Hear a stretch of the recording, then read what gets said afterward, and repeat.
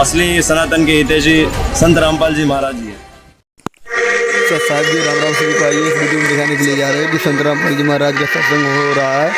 आइए अंदर आप लोग को लेकर चलते हैं कि ज्ञान चर्चा चल रहा है। इसमें गोरखनाथ और कबीर साहब में जो हुआ था उसके बारे में बताया जाएगा और इस वीडियो में अंत तक बने रहिए। देखिए हम आपको दिखाने की कोशिश कर रहे हैं कि अंदर में पंडाल में किस तरीक़े से सत्संग चलता है संत रामपाल जी महाराज का। और यहाँ पर संत रामपाल जी महाराज का पुस्तक सेवा और फोटो जो है किताब भी दिया जा रहा है। वो अंदर में हम आप लोग को ले चलते हैं। देख सकते हैं अंदर में सभी माता और बहनों और भाई बंधु सभी बैठ के सत्संग सुनते हुए सत्संग में जो है गोरखनाथ के बारे में बता रहे हैं। आप लोग देखिए इस वीडियो को अंत तक बने रहिए। सत्संग श्री रामपाल जी की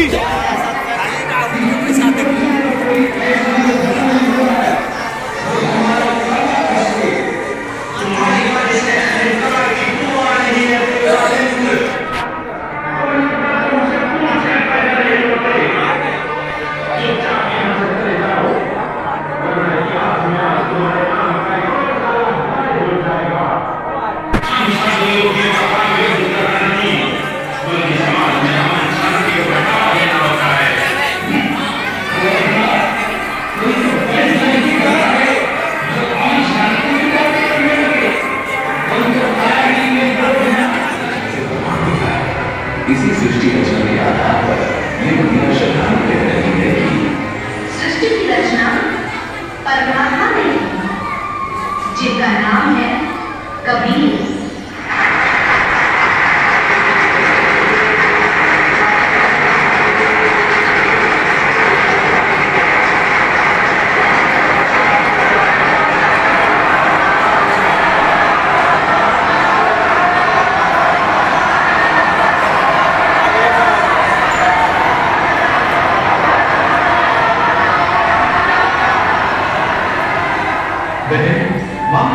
मुझसे गलती हो गई।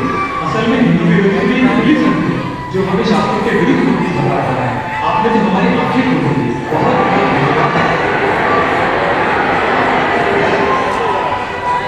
धन्यवाद संत रामपाल जी महाराज का कीजिए जिन्होंने इस अनमोल ज्ञान को भक्त समाज को समझाया है। उन्हीं के तो टीवी चैनल पर सत्संग को सुनकर मैंने इस अनमोल ज्ञान को प्राप्त किया है। हर रोज टीवी पर सैकड़ों आवाज है, लेकिन सभी भक्ति तो संत रामपाल जी महाराज ही लगाते हैं। तो बोलो संत रामपाल जी महाराज की जय। संत रामपाल जी महाराज की जय। संत रामपाल जी महाराज की जय। आओ सब मिलकर जागरूक कराए और अंधविश्वास को जड़ से मिटाए। आज के इस एपिसोड को खत्म करने से पहले हम आपको कभी पर की सफलता की एक छोटी सी झलक दिखाएंगे। साथ ही ये भी दिखाएंगे कि कैसे हुआ सनातनी पूजा का पता। इतिहास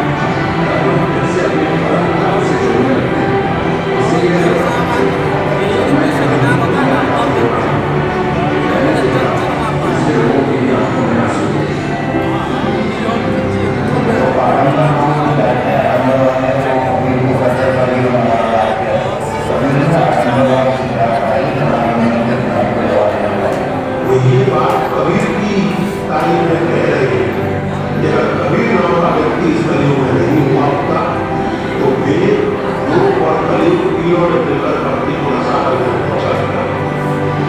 कलयुग में भक्ति बची है, कबीर के कारण बची है। आज तक रहा है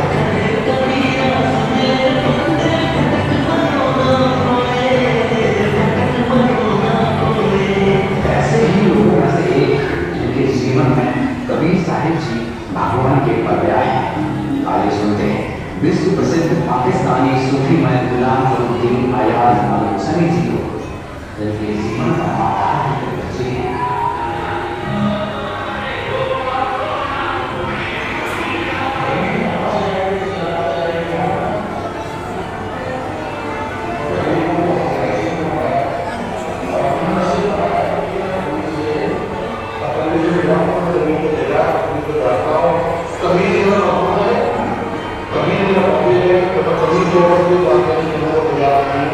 कबीर जो है सिर्फ वाहिद है कि जो नंदी शमशीर है, कबीर ने कोई और प्रमाण नहीं किया।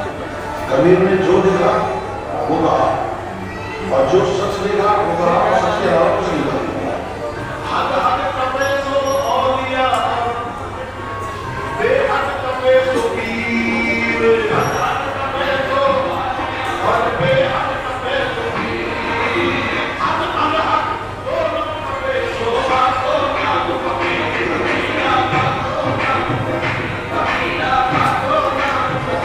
कबीर साहिब जी की वाणियों को संयोग कर जो ग्रंथ बना उसको कबीर बीजक के नाम से जाना जाता है। जितना भी मैंने उसका अध्ययन किया उसमें उन्होंने अपनी वाणियों में वर्णित ताकि शब्द को रमणीय के रूप में जो एक सर्वोच्च शक्तिमान सच्चिदानंद ब्रह्म का जिक्र किया है वो अद्वितीय, अनन्य और अवर्णनीय है। दुनिया में जिसने कबीर को जिस रूप में भी जाना, कबीर जी उसी रूप में उसकी जिंदगी का अर्थ है। वो साहित्यकारों के लिए कवि थे, सूफियों के लिए खुदा, संतों के भगवान थे, परंतु वे सब अपनी वाणियों में शब्द अनादि अनंत सब शक्तिमान तो लोग परमात्मा के बारे में दुनिया को चिताया करते थे। वे उससे दुनिया के सब लोग मैं कहूँगा अनभिज्ञ हैं। उस आलौकिक ज्ञान को उनके सिवा दुनिया में कोई नहीं समझाता। जैसे उनकी वाणी है, एक राम दशरथ का बेटा, एक राम जगत में लेटा, एक राम ने जगत पसारा, एक राम उन सबसे जाना। चारों को छोड़ जो पंचम को ध्यान है, कहीं कबीर को मत करे। तो ये जो पांचवें राम का जिक्र है, इस पांचवें राम का जिक्र शायद कबीर के सिवाय दुनिया में कोई नहीं करता। इसका मतलब कोई ऐसा रहस्यमय तत्व या अवश्य है जो कबीर साहिब के सिवाय इस धरती पर ना तो किसी के पास था और ना किसी के पास है। वो हिंदी के पहले जन कवि महाकवि भी कहना चाहिए। हिंदी भाषा को एक साहित्य का दर्जा दिलाने वाले सबसे बड़े कवि कबीर जी सबसे पहले कवि। उससे पहले हिंदी को लोक भाषा माना जाता था, लेकिन कबीर जैसे कवि ऐसे थे जिन्होंने हिंदी को एक साहित्यिक भाषा का दर्जा दिलाया।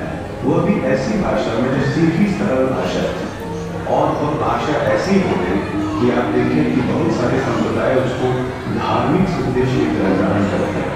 यहाँ तक कि गुरु ग्रंथ साहब जैसे कृति में वे सबसे ज्यादा कबीर की वाणी है। कबीर मेरी स्मरणी रखना ऊपर रामा, आज गाने कबीर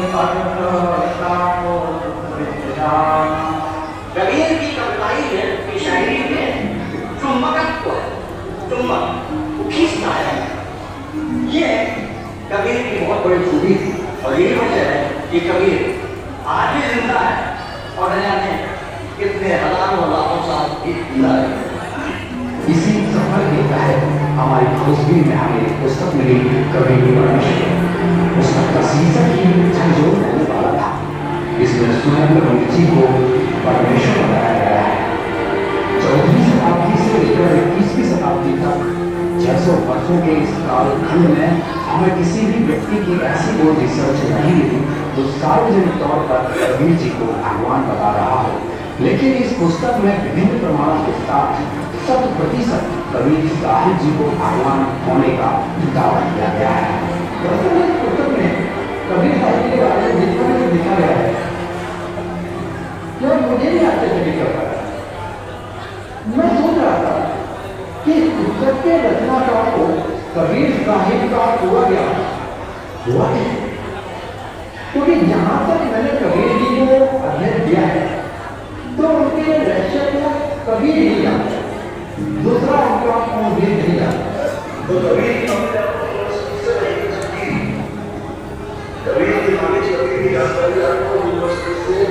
स्कॉलर्स से, प्रोफेसर से नहीं मिलती।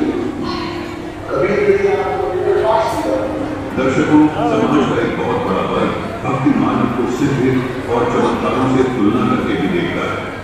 हर धर्म में अपनी अपनी सिद्ध शक्तियों के लिए बहुत सारे महापुरुष प्रसिद्धि को प्राप्त हुए हैं। ऐसे ही एक सिद्ध पुरुष हुए हैं जिनका नाम है गोरखनाथ, जिनको सिद्ध शक्तियों का पर्याय माना जाता है। लेकिन जैसा कि विष्णु महेश ने किया सत्संग गरुड़ के साथ, ब्रह्मा